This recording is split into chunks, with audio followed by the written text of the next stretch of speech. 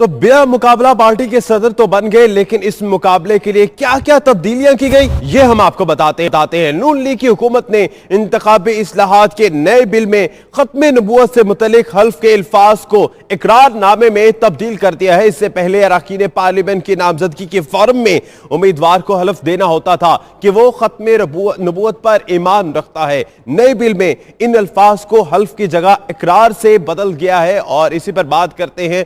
इरशाद अहमद आरिफ साहब तज्जियाकार हमारे साथ ही मौजूद हैं। इरशाद आरिफ साहब, हल्फ की जगह इकरार के लफ्ज इस्तेमाल हुए हैं, क्या फर्क पड़ेगा इससे?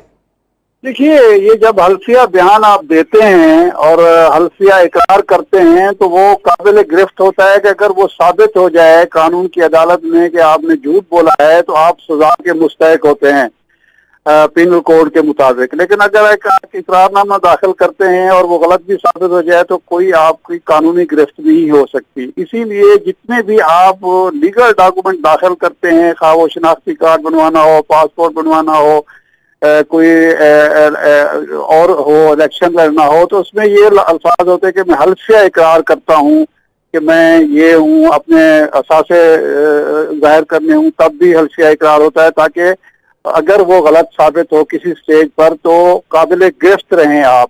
इसको उन्होंने हटा दिया है। ये असल में आगाज है खत्म नबूवत के हवाले से जो जद्दोजहद की इस उम्मत ने, मुसलमानों ने, पाकिस्तान के मुसलमानों ने और कादियानी को गैर मुस्लिम करार दिलाया, उसको ये खत्म करना चाहते हैं अमेरिका को, यूरोप को खुश करने के लिए।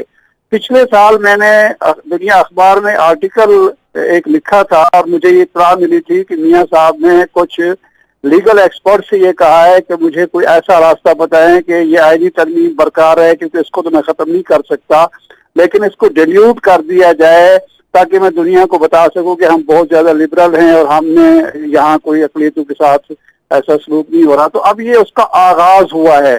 सवाल ये है, जाहिद अहमद साहब कह रहे हैं कि जिससे कोई फर्क नहीं पड़ता। अगर फर्क नहीं पड़ता तो ये अल्फाज तब्दील क्यों किए गए हैं जी?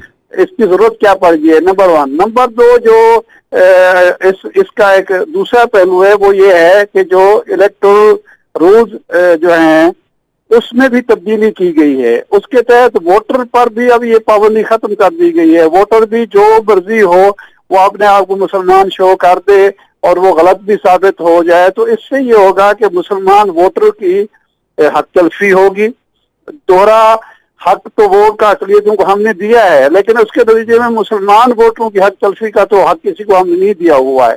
तो ये उन्होंने उसमें भी तब्दीली कर दी है। 2-3 मकामात पर तब्दीली की गई है और ये बाकायदा डेलिब्रेटली की गई है।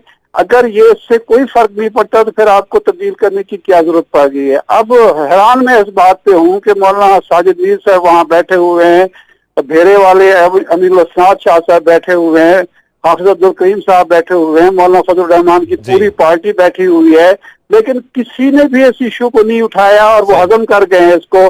सिर्फ शेख रशीद ने ये मामला उठाया है। तो मैं समझता हूँ बहुत ज्यादती हो रही है।